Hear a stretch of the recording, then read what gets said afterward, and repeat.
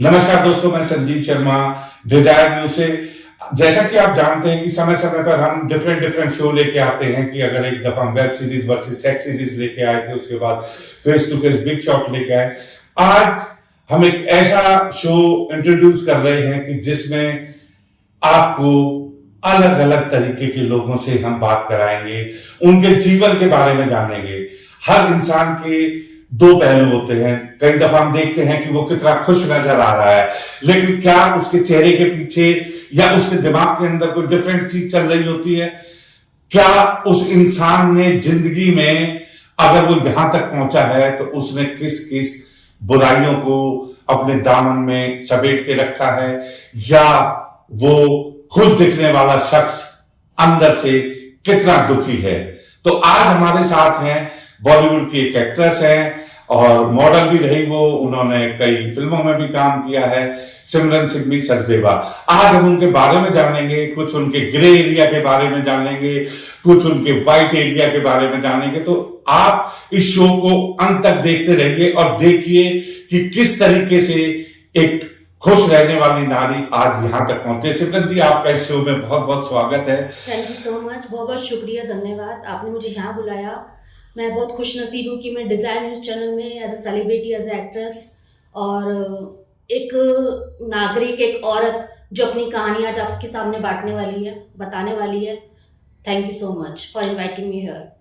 सिमरन, ये बताओ आपकी जिंदगी की शुरुआत कैसे हुई? हम वो नहीं जानना चाहते कि आपका बचपन कैसे गुजरा। बचपन तो हर बच्चे का एक अच्छी तरह गुजरता है, लेकिन जैसे ही एक लड़की अपनी जिंदगी के दूसरे स्टेप में जाती है, मतलब अपने माँ बाप को छोड़ के वो शादी की तरफ को जाती है, तो आपने शादी की, उसका क्या एक्सपीरियंस आपका? I was a very passionate girl, लड़की। मैं कॉलेज में थी, मैं कुछ बनना चाहती थी, तो एयर हॉस्टेस के लिए मैंने अप्लाई कर रखा था। इस बीच में मेरे साथ एक ऐसे इंसान के साथ मुलाकात हो गई कि he forced me to marry him. उसने मुझे शादी करने के लिए बहुत फोर्स किया, जो कि मैं तैयार नहीं थी। उसके बाद बहुत ज़बरदस्ती की गई, इतना मेरे साथ किया गया कि मुझे धमकी दी गई कि अगर मैं उसके साथ शादी नहीं करूँगी तो मेरे पेरेंट्स को ख़त्म कर देगा, और शादी की डेट ज़बरदस्ती निकलवा ली गई। इतना ही नहीं, इन लोगों ने पूरा दहेज का पूरा पेज बनाकर दे दिया। मेरे अपने रिश्तेदारों को और अपने दोस्तों को यही बताया कि लड़की लव मैरिज हो रही है, जबकि लव मैरिज नहीं थी वो। और उसके बाद मैं बहुत लाचार हो गई थी कि मैं अपने पेरेंट्स को मरते हुए नहीं देख सकती थी, कि उसने जो मुझे धमकियां दी थी कि मेरे पेरेंट्स को मार देगा अगर मैंने शादी नहीं की। और शादी के कार्ड बढ़ चुके थे, सारी शॉपिंग हो चुकी थी, और इन लोगों की डिमांड्स ही नहीं खत्म हो रही थी। अब ये चाहिए, वो चाहिए, 4 फंक्शंस भी चाहिए, सारा सब कुछ हमारी साइड से ही था। तो लेकिन सिमरन, एक चीज बीच में आप बताइए कि दर्शक ये जरूर जानना चाहेंगे कि एक आदमी आपको फोर्स करता है, वो कहता है कि नहीं मुझे जबरदस्ती शादी करनी है, तो क्या हमारे देश के कानून कहीं आपका साथ नहीं देते कि आपने उससे क्यों नहीं मना किया कि भाई मुझे शादी नहीं करनी? एक्चुअली क्या हुआ था, मैं आपको बात बताती हूँ कि एक तो मैं अपने मेरे पेरेंट्स थे सिंधी, मैं सिंधी मैरिज वगैरह नहीं करना चाहती थी, और ये लोग थे पंजाबी, इंटरकास्ट मैरिज थी। तो उस लड़के ने पहले तो मेरे सामने बहुत अच्छा अपनी इमेज बनाई कि हाँ भी मुझे बहुत ज्यादा प्यार करता है, और इवन इसने मेरे घर के पास ही अपना एक्सीडेंट करवा दिया या हो गया। तो मेरे को मनाने के चक्कर में मैं थोड़ा इमोशनल हो गई कि कोई लड़का मेरे लिए इतना सब कुछ कर रहा है तो इट मीन्स मुझसे सचमुच में प्यार करता है। तो मैं थोड़ा इमोशनल हो गई, और मुझे इतना पता चला कि इसकी मदर भी नहीं है who can take care of him. उसकी कौन हेल्प करेगा, कौन सपोर्ट करेगा? इसकी मम्मी की डेथ हो चुकी थी 8 महीने पहले। तो मैं इमोशनल हो गई कि हाँ भी कोई लड़का मेरे लिए इतना तक कर सकता है। उसके बाद मैंने 1.5 महीना से मिलती रही हूँ, मुझे कभी भी ऐसा नहीं लगा कि ये डबल पर्सनैलिटी है, कि एकदम से ये अपना मूड चेंज कर लेता है और साइको टाइप का है ये। तो ये सब कुछ नहीं पता चला। नहीं, जब आपको उसकी इतनी क्वालिटी पता थी तो हाँ। क्या इमोशनली क्या एक लड़की को होना चाहिए? एक लड़की का इमोशनली यही होता है कि इंसान सामने वाला जब मेरे सामने रो रहा हो और गिड़गिड़ा रहा हो मुझसे शादी करने के लिए, और मुझे शॉपिंग करवा रहा हो, और अपनी रो रो के अपनी घर की कहानियां बता रही हो कि उसकी बहन जीजे की भी डेथ हो गई और मदर की भी डेथ हो गई, घर में कोई भी नहीं है, सिर्फ फादर और ब्रदर जिसकी मैरिज की हुई, भैया भाभी अलग हो चुके हैं। सारा सब कुछ इमोशनल तरीके से मेरे सामने प्रेजेंट किया गया है। नहीं, पर एक चीज बताइए कि हाँ बाकी जी। सारी चीजें ठीक है, लेकिन हाँ। आपने बीच में कहा कि वो आपको शॉपिंग भी कराता था, तो हाँ जी। शॉपिंग तो लड़कियों का एक आज के टाइम में पैशन सा बन गया है। मेरे लिए वो इतनी बड़ी बात नहीं थी शॉपिंग करना। That was very easy for me, क्योंकि मेरे घर में मुझे ऐसी कोई फाइनेंशियली प्रॉब्लम थी ही नहीं। मैं तो खुद ही बहुत अच्छे अच्छे कपड़े पहनती थी, और मुझे तो पेरेंट्स ने कभी दिक्कत ही नहीं दी। मैं तो पूरी, मेरे फैमिली में फाइनेंशियली कोई प्रॉब्लम नहीं थी। लेकिन जो क्वालिटी लड़की को लड़के के अंदर देखनी चाहिए, हंसी मजाक करने वाला, खुश रखने वाला, और बात बात पे मतलब मजाकिया टाइप का, उस टाइप का चाहिए होता, तो उसने मुझे इस ढंग से ही अपने आप को दिखाया करा। बट बेसिकली उसने आपको पोर्ट्रेट किया कि वो बहुत अच्छा इंसान है। उसने मुझे ये भांप लिया था कि मुझे किस टाइप का बंदा चाहिए। उस चीज को भांप लिया था कि हाँ भाई, ये बंदी इस तरीके से फंस जाएगी। नहीं, तो शादी के बाद कितने दिन बाद आपको उसके असली रूप के बारे में पता चला? मुझे शादी मेरी 2 दिन बाद ही थी। एक्चुअली इन लोगों ने इतनी जल्दबाजी मचाई कि मेरी मम्मी ने बोला इसकी शादी जून के बाद लिखी हुई है, 2000 की बात है ये। तो इन्होंने बोला नहीं, हमें 10 दिन के अंदर शादी करनी पड़ेगी। हम तो बहुत हैरान थे। इस बीच में इन्होंने जो सारा दहेज का पेज वेज बनाया करा, और सारा सब कुछ 4 फंक्शंस हुए। मेरे घर वाले बहुत ज्यादा परेशान हो रहे थे कि इनकी डिमांड्स ही खत्म नहीं हो रही है। और गलती मेरी भी रही है कि हाँ भी, मुझे अपने पेरेंट्स को जो शादी के 2 दिन बाद सगाई जैसे ही मेरा रोका हुआ, तो शादी के 2 दिन बाद ही इसका बिहेवियर आना, गंदी गंदी मुझे गालियां देना स्टार्ट कर दी कि इसने इस ढंग से मेरे से बात करना स्टार्ट करी कि मैं उससे नहीं बात करूं, उससे नहीं बात करूं, कजन्स वगैरह से बात नहीं करूं, ये वो है। अपना साइकोपन दिखाना स्टार्ट कर दिया। और इतना ही नहीं, इसने मुझे बोला अगर मैंने ये शादी तोड़ी तो मेरे पेरेंट्स को मार देगा, ये खत्म कर देगा, तू अभी मेरे को जानती नहीं मैं क्या चीज हूँ। मुझे ये कह के धमकी दी। मैं इतना ज्यादा डर गई कि इसने 2 घंटे तो मेरे को गाली गलौज करने में निकाले गए, और शादी के कार्ड बट चुके थे। और मैं घर वालों को नहीं बता पा रही थी कि जिन घर वालों को मैंने मनाया करा इस लड़के से शादी करने के लिए, वो एट ए टाइम में कैसे बात बोल दूं कि ये बंदा मुझे आप लोगों को खत्म करने की बात बोल रहा है और मैं शादी तोड़ना चाहती हूँ। मैं कैसे बोल सकती थी ये बात? मैं रो रही थी। मैं जैसे जैसे करके अपनी हाथों में मेहंदी लगवाई करी है। और बस ये क्या हुआ है, रात की शादी होनी थी, जबरदस्ती दिन की कर दी गई। रात का रिसेप्शन भी मेरे पेरेंट्स से लिया करा है, सगाई भी ली करी है, 4-5 फंक्शन ले लिए, और कुछ कसर नहीं छोड़ी है। घर का पूरा फर्नीचर मेरे साथ लिया करा है इन लोगों ने।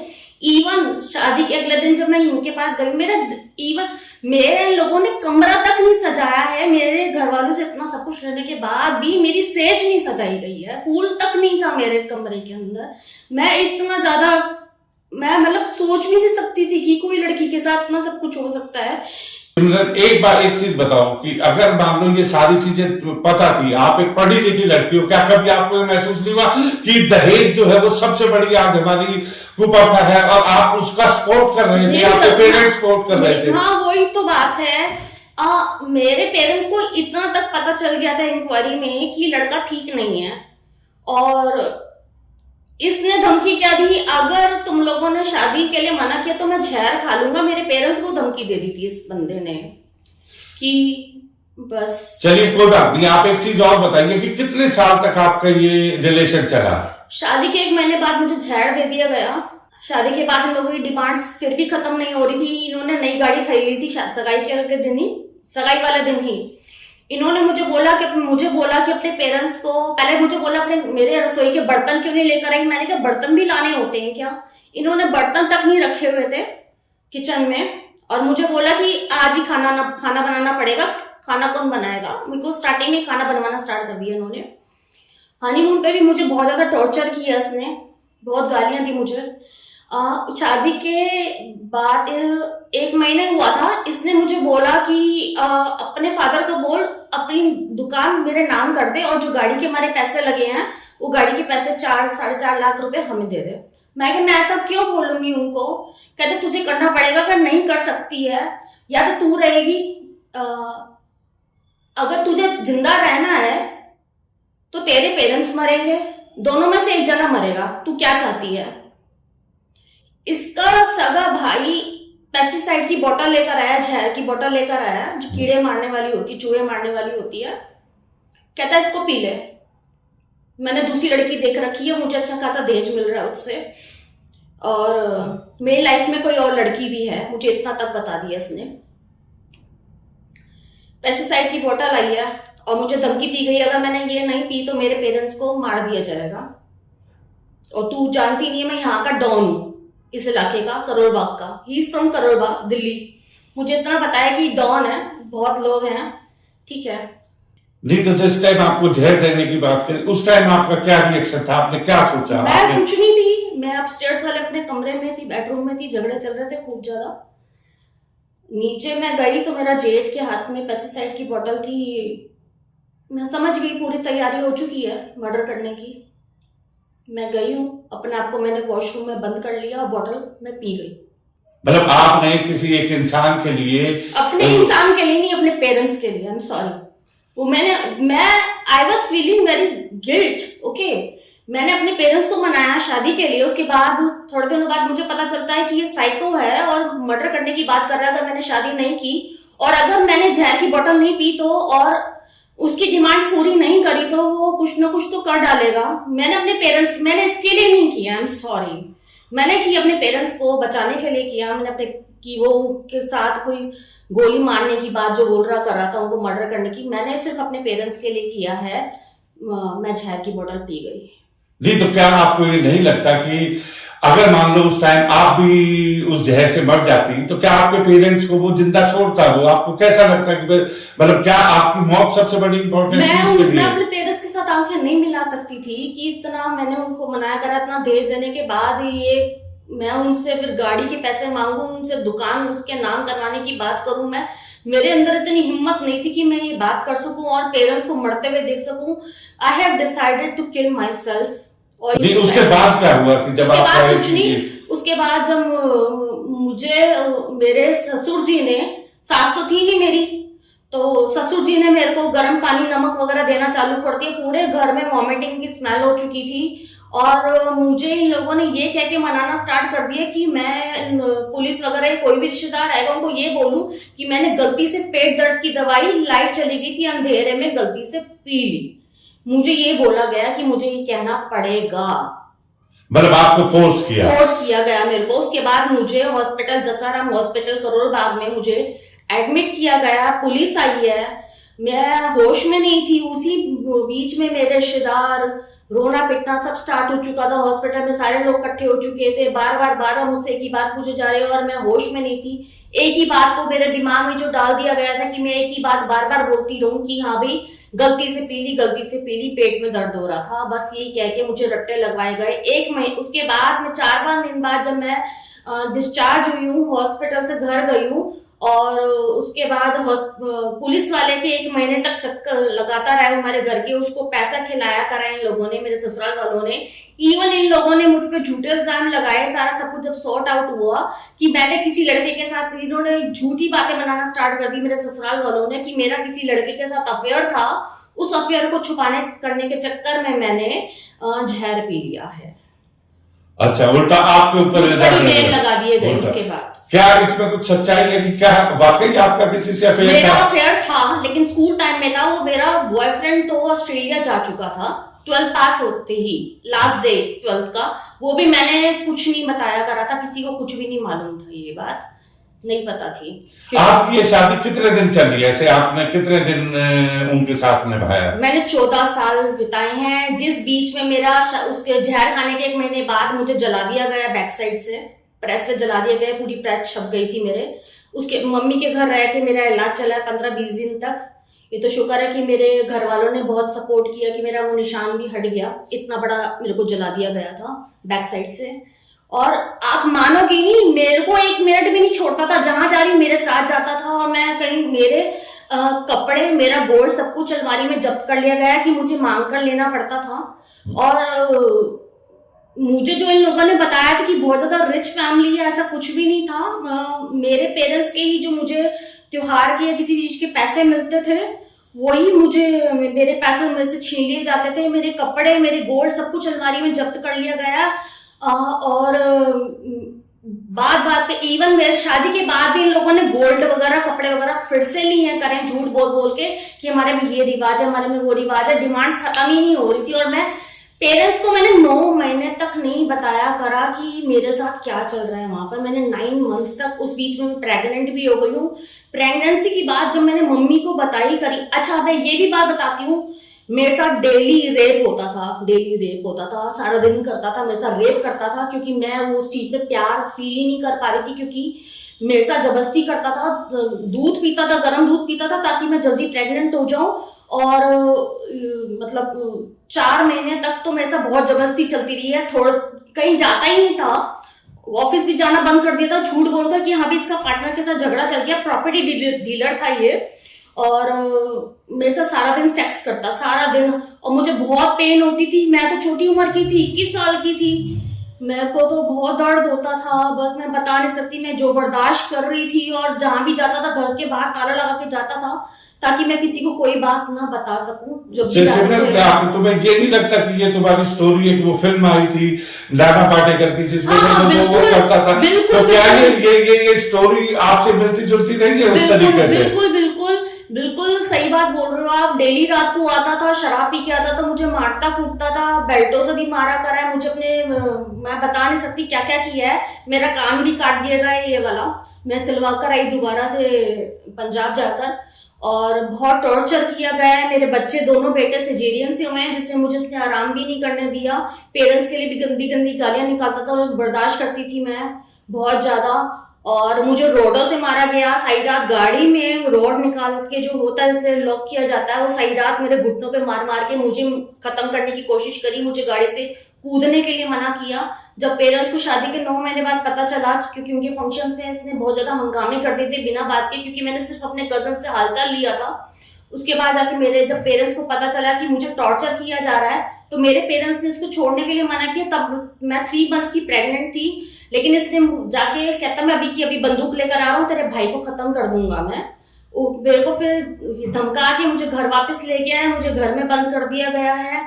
और सिजेरियन से मेरे बेटा, वो दोनों बेटे मेरे सिजेरियन से हुए हैं। मतलब 14 साल तक मुझे बहुत गंदे वाला टॉर्चर किया गया, बहुत गंदी तरह मारा गया। मुझे रात को सोने नहीं देता था, सर्दियों में मुझे रजाई नहीं होने देता था। और इतना ही नहीं, इसको साइको के दौरे भी पड़ते थे। अपने आप को छाती से अपने हाथों से मारता था, अपने गालों पे थप्पड़ मारता था, और मतलब मुझे भी मारता था। और जब उसको दौरे पड़ते थे तो अपने आप को भी थप्पड़ मारता था, छाती पीटता था। मतलब मुझे कुछ समझ नहीं आ रहा था। और इतना ही नहीं, इसके जब मैं घर वालों को बोलती थी ना कि हाँ भी आप इसको समझा करो, मुझे सिर्फ इतना जवाब देते, तब तेरे कर्म में सब कुछ लिखा होगा तो हम लोग क्या कर सकते हैं। हमारे साथ भी बदतमीज था, हमारी मम्मी को भी इसने कमरे में बंद कर रखा था, और किसी के साथ भी बिहेवियर इसका अच्छा नहीं था। अपनी सगी भाभी को भी मारता कूटता था, वो घर छोड़ के चली गई अपनी फैमिली के साथ। मतलब ये सब कुछ चलता रहा है वहां पे। तो सिर्फ एक चीज बताइए, जो है अगर ये सारी चीजें हो रही थी तो आपने 14 साल तो भगवान राम का भी वनवास खत्म हो गया था, तो 14 साल के बाद आपने अपने इस वनवास को कैसे खत्म किया? मैंने खत्म अपनी तरफ से नहीं किया था। मैं तो सिर्फ अपने आप को, जब मुझे डॉक्टर ने जवाब दी थी कि ये नहीं बचेगी, इसने इतने मारा कूटा और पूरी गांठें बन गई थी मेरी बॉडी में, इसने लोगों को झूठ बोलना स्टार्ट कर दिया, इसको कैंसर हो गया, ये मरने वाली है। जबकि वो सार्कोइडोसिस हुआ था, कैंसर नहीं था। 1 साल तक, 2011 की बात है, 1 साल तक मैंने बहुत सर्वाइव किया। थायराइड हो गया, गांठें बन गई पूरी बॉडी में, चेस्ट पेन स्टार्ट हो गया, माइग्रेन हो गया, सर्वाइकल हो गया, बहुत कुछ हो गया मेरे साथ। देन आफ्टर जब मैं ठीक हो गई 1 साल के अंदर, 2012 की बात है, मैंने ही मारना कूटना चालू कर दिया इसको कि अब मैं बर्दाश्त नहीं करूंगी, आई नीड अ डिवोर्स। जब मैं वुमेन सेल चली गई इसके खिलाफ करने के लिए, तो इसने क्या किया है, कहता है मुझे ब्लैकमेल किया कि इसने मेरे न्यूड पिक्स अपने पास कलेक्ट कर लिए हैं, अगर मैं केस करूंगी, इसको जेल करवाऊंगी, तो ये सारी मेरी न्यूड पिक्स सबको दिखा देगा, पब्लिसिटी कर देगा मेरी। मुझे ये कह के धमकाया गया। जी, तो क्या एक हस्बैंड वाइफ के जो रिश्ते हैं, या अगर मान लो उन्होंने तुम्हारी न्यूड पिक्चर भी ले रखी है, तो क्या कहीं वो एडमिसेबल है, कहीं किसी कोर्ट ऑफ लॉ के अंदर मैंने तो इतना तक बोला मुझे दिखा तो दे, वो भी मुझे इसने पिक्स नहीं दिखाई करी है। और बस ये सब कुछ चलता रहा है, और मुझे तो इतना तक पता था कि इसके बहुत ज्यादा अफेयर चल रहे हैं, फोन पे बिजी लगा रहता था हर वक्त, सब कुछ मालूम था मुझे। और इतना ही नहीं, इसने मुझे ये बात भी एक दिन बताई दी थी कि हाँ भी इसने किसी के साथ रिलेशनशिप में था, सिर्फ इसको बच्चा चाहिए था, इसलिए इसने शादी का सारा ड्रामा वगैरह किया था। और बस यही सब कुछ इसने मुझे बताया करा। नहीं तो एक सर्वोकेट मदर चाहिए थी इसको बच्चों के लिए। अच्छा, तो सिर्फ एक मदर के लिए उसने ये हाँ सारी बिल्कुल, चीजें सारा करी। ड्रामा से रिलेशनशिप में था। और मुझे बाद में ये भी पता चल गया कि किसके साथ रिलेशनशिप था, जिस औरत आदमी ने इसके साथ जिसने आदमी ने मुझे इससे मिलवाया था ना, उसी की वाइफ के साथ इसका अफेयर था।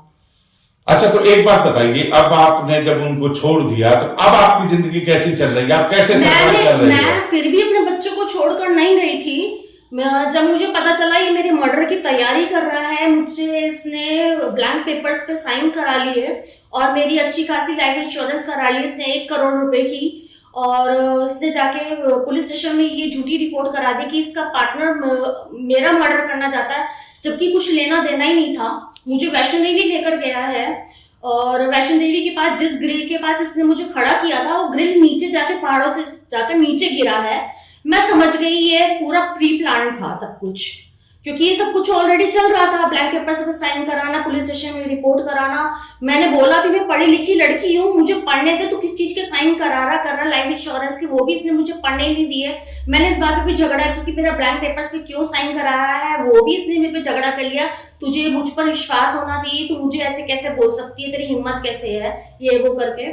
तो बस उसके बाद क्या, मैं अचानक क्या हुआ है, मैं सिर्फ थोड़ी देर के लिए गुरुद्वारे गई हूँ और मैं गुरुद्वारे से वापस आई हूँ। इसने मुझे घर में एंटर नहीं करने दिया, मुझ पे झूठा इल्जाम लगाया कि मैं किसी के साथ टाइम स्पेंड करने गई हूँ। मैंने बोला मेरे पास सबूत है, मैं गुरुद्वारे में जिन लोगों के साथ बैठी करी हूँ, मैं सबूत दे सकती हूँ। मैं नहीं, मुझे जानने की जरूरत नहीं है, तो मेरे घर में नहीं रह सकती है।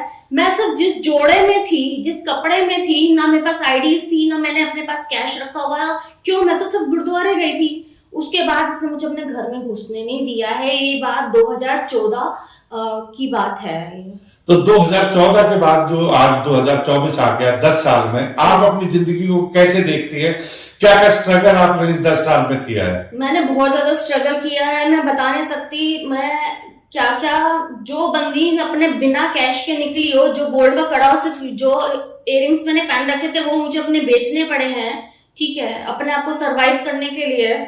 और बहुत स्ट्रगल किया, मुझे समझ नहीं आ रहा था कि मेरे पास आईडीज तक नहीं थी, और मेरा जो पेके वालों का बिहेवियर था वो मेरे साथ सही नहीं चल रहा था। क्योंकि अगर उन्होंने निभाना होता मेरे साथ, तो तभी निभा चुके होते कि मैंने 14 साल क्यों बिताए वहां पर। सिर्फ एक बात बताओ, क्या सिर्फ लड़की को पैदा करना ही सारी जिम्मेदारी होती है कि उसकी बात की जिम्मेदारी कौन निभाएगा, करेगा? मुझे बात बताइए कि क्या फायदा फिर लड़कियां पैदा या बच्चा पैदा करने का।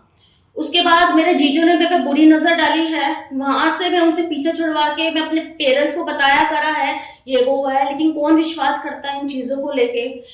और बस मुझे क्या, मैं रियल एस्टेट में गई हूँ, उसके बाद मैं मेकअप आर्टिस्ट बनी हूँ, उसके बाद मैं एक्टर बनी हूँ। बहुत ज्यादा स्ट्रगल करके बैठ गई हूँ मैं, अपना गोल्ड जो मैंने पहन रखा था उसको बेच के करके, जैसे भी करके।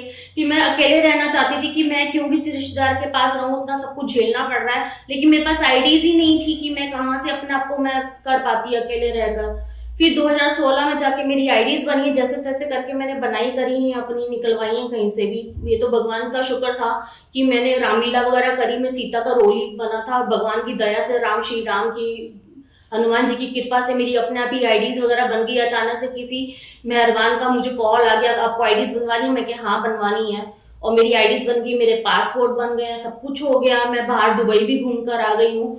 फिर तो मेरी जो सक्सेस लाइफ थी रुकी ही नहीं। मैं अपनी शूटिंग्स करती रही, रामलीला करी, थिएटर्स करे, स्टेजेस करे, एड शूट्स करे। मैंने अपने एज अ मेकअप आर्टिस्ट भी मैंने बाहर रहकर भी काम किया, एक्टर्स का भी मैंने मेकअप वगैरह का, सेलिब्रिटीज। मेरी भी कामयाबी रुकी नहीं। जो इन लोगों की शक्लें देखने लायक थी ना, हैरान थे कि इन लोग कभी भी फॉरेन कंट्री तक नहीं होकर आए, और मैं होकर आ गई हूँ अपने घर में अकेले। तो बहुत बड़ी सक्सेस थी। उन लोगों के मुंह पे, सब लोगों के मुंह पे तमाचा था, चाहे मेरे ससुराल वाले हों, चाहे मेरे पेके वाले हों, जिन्होंने मतलब पैसा खाया है इससे। क्यों?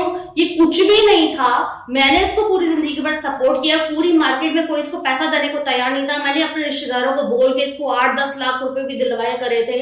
मतलब ये बंदा इतना ज्यादा खुद मतलब बदतमीज इंसान है कि मैंने इसको इतना सपोर्ट किया, इसको 2 बेटे दिए करे हैं, अपना सब कुछ बना कर, अपना मेरा गोल्ड फर्नीचर जो भी बना कर सब कुछ इसके पास है। मतलब इस बंदे के अंदर बिल्कुल दया भावना नाम की कोई चीज ही नहीं है। जितना मर्जी कर लो, इन लोगों के लिए कोई फर्क नहीं पड़ता नहीं है। सुंदर, एक चीज बीच में मैं तुम्हें रोक रहा हूँ, मुझे एक चीज बताइए कि तुमने कहा कि तुमने रामलीला में भी रोल किया, रामलीला में तुमने माँ सीता का रोल किया, तो क्या तुम ये समझती हो कि क्या आज के इस युग के अंदर सीता वही नारी है या उसका रूप बदल गया है? क्या क्या आप बदलाव देखती है नारी के रूप में? क्या बदलाव देखती है आप? कुछ स्टोरी मिलती जुलती है, लेकिन सीता के साथ मैंने कभी ये सुनने में नहीं आई थी बात कि सीता जी के साथ रावण जी ने कभी अत्याचार किए थे या हाथ लगाया था। ठीक है, फर्क यही है, उसके भी 2 बेटे थे, उसको भी घर छोड़ना पड़ा, उसने भी सुसाइड वगैरह करने की कोशिश करी, लेकिन मेरा तो मर्डर वाला मामला था। ठीक है, टॉर्चर कुछ ज्यादा किया गया। मेरे को बस इतना ही है कि इंसान कि प्यार में या किसी के लिए इतना ज्यादा सब कुछ करता चले जाता है, इंतजार होता है कि हाँ भी हमारे लिए कोई ना कोई सपोर्ट करने वाला होगा, बाद में पता चलता है कि हम लोग अकेले ही रह गए हैं और हमें अकेले सब कुछ झेलना करना पड़ेगा। तो थोड़ी बहुत स्टोरी मिलती जुलती थी, इसलिए मैं बहुत ज्यादा अच्छा तरीके से ये रोल कर पाई हूँ और बिना ग्लिसरीन डाले आंखों में। और मेरी रामलीला फर्स्ट आई थी, जो कि 2 रामलीला 2 साल से पिट रही थी और बंद हो गई थी जिस वजह से, और मेरे सीता के रोल ने पूरा धमाका कर दिया था कि हाँ भी लोगों ने मेरा कैरेक्टर इतना ज्यादा पसंद किया कि मैं जनरली रोई थी, क्योंकि मैं उस रोल को मैं फील कर पा रही थी, बहुत अच्छे से फील कर पा रही थी कि मैं टीवी में आना स्टार्ट हो गई थी उस रोल की वजह से। तो मैं यही कहूंगी कि हाँ भी आपको अत्याचार नहीं सहना है, मत सहो आप, आपका भी ये जरूरी है, और इस भरोसे से मत रहो कि आपके पेके वाले आपका साथ देंगे कल को जाकर। इस भरोसे से मत जियो यार, आपको पता ही नहीं होता जिस पेरेंट्स को आप बचाने की कोशिश कर रहे हो, उसके पेरेंट्स को बचाने के चक्कर में आपने जहर भी खा लिया, शादी भी कर ली और उनकी बुराई सुनना भी नहीं चाहते, और कल को वो आपका साथ ही छोड़ रहे हैं। आपको पता ही नहीं, आपके घर के आदमी मर्द, पेके वाले मर्द भी आप पे गंदी नजर डाल रहे हैं, गंदी गालियां दे रहे हैं, या क्या आपको सपोर्ट नहीं करने दे रहे हैं, और आपके ससुराल वालों से ही पैसा खा रहे कर रहे हैं। तो कुछ नहीं पता होता, तो अपना जो भी है ना तरीके से जिंदगी जियो और अपना बैंक बैलेंस बना के चलो, बिना किसी को बताया करें। सिमरन एक चीज और बताओ, लास्ट हम आपसे क्वेश्चन पूछते हैं कि मैं अभी एक मूवी देख रहा था, उस मूवी के अंदर जब भी मैट के अंदर वो था कि भाई एक जो जवान लड़की है वो खुली किताब की तरह होती है सारा ये वो। अब लोगों को ये पता है कि भाई आप अकेले रह रहे हो, तो अब लोगों की निगाहें आपके ऊपर कैसे रहती है? आप कैसे उन लोगों को सेटिस्फाइड कर पाते हो कि आप एक अपने प्रोफेशन में हो, या वो लोग किस तरीके के जो है वो डोरे डालते हैं, या वो आपको को किस तरीके से विनोवर करने की कोशिश करते हैं? शुरू में तो मैं बहुत सीधी सादी सी थी, मतलब कुछ समझ ही नहीं आ रहा था लाइफ का करना क्या है। सबसे मिलना स्टार्ट कर दिया, लालच भी देते मेरे को कि हम ये करेंगे वो करेंगे तेरे लिए। बाद में पता चलता था कि हाँ भाई बेटा जो करना ना तुझे खुद ही करना है। तो अब तो मेरा यही रहता है मामला, लोग मुझे जैसे अगर जानने की कोशिश करते हैं, ये पहले से जान रहे होते हैं, तो मैं तो पहले तो बहुत तरीके से बड़े आराम से बात करती हूँ। मुझे फिर लिमिटेशंस पता होती हैं कि हाँ भी ये मुझे कितनी लिमिट में बात करनी है, उनसे तेज आवाज में बात करनी चाहिए, क्योंकि बिहेवियर के से ही पता चलता है कि हाँ मुझे किस लिमिट तक जाना है। मैं अपने साथ बदतमीजी सहन नहीं कर पाती हूँ, आई एम सॉरी, मैं अत्याचार सहन नहीं करती हूँ। एज अ मेकअप आर्टिस्ट जब मुझे पता चला कि वहाँ पे सब सारी बकचोदी चल रही है, बिना बात के ही शूटिंग चल रही है और वो डायरेक्टर मेरे पे नजर डाल रहा है, मैंने उसके बाल पकड़ के खूब मारा कूटा है उत्तराखंड में। मैं बर्दाश्त नहीं कर पा रही थी, और मैं किसी गांव में रहकर शूटिंग कर रही थी। वहाँ के गांव के लोगों ने मुझे सपोर्ट किया है, मेरे ऑटोग्राफ भी लिए हैं, और मुझे टॉम बॉय का मुझे क्रेडिट दिया गया है, मुझे टॉम बॉय कहना स्टार्ट कर दिया सबने। पर आप इतनी गालियां क्यों देती हो? जब जैसे अगर नहीं, मैं पहले गालियां नहीं देती थी। मेरा सिर्फ सामने वाले को बिहेवियर को देखकर ही मेरे मुंह से गाली निकलती है। जब कोई मेरा गलत फायदा उठाने की कोशिश करता है, मेरे साथ बदतमीजी करने की कोशिश करता है, तभी मेरे मुंह से गाली निकलती है। बिना बात पे गाली नहीं निकलती है मेरे मुंह से कभी भी, ऐसा ही है। और इवन मैं सिर्फ अपने लिए नहीं, अभी थोड़ा टाइम पहले मेरे फ्रेंड के साथ बदतमीजी हो रही थी क्लब में, बेचारे ने जरा से किसी को टच कर दिया था, तो उसने सॉरी भी बोला, लेकिन वो लोग माने ही नहीं है। काफी ज्यादा रिच अपने आप को दिखा रहा था, एटीट्यूड दिखा रहा था, मैंने फिर खूब उसको पकड़ के मारा था, क्योंकि ये चीजें बर्दाश्त करने लायक नहीं होती। सामने वाला अगर आपको गलती से टच कर देता है और सॉरी भी बोल रहा है, उसके बाद भी आप चीज को नहीं मान रहे, एटीट्यूड दिखा रहे हो, तो वो चीजें मैं बर्दाश्त नहीं कर सकती हूँ। तो दोस्तों देखिए, ये एक छोटा सा पार्ट था, ये हमने आज सिमरन से बात करी, इनके दुख दर्द को जाना। इसी तरीके से आगे जब भी हमें टाइम मिलेगा, इनके बारे में जो जो चीजें और हमें पता चलेगी वो हम आपके सामने लेके आते रहेंगे। और डिजायर न्यूज को देखने के लिए बहुत बहुत धन्यवाद। Thank you Simran.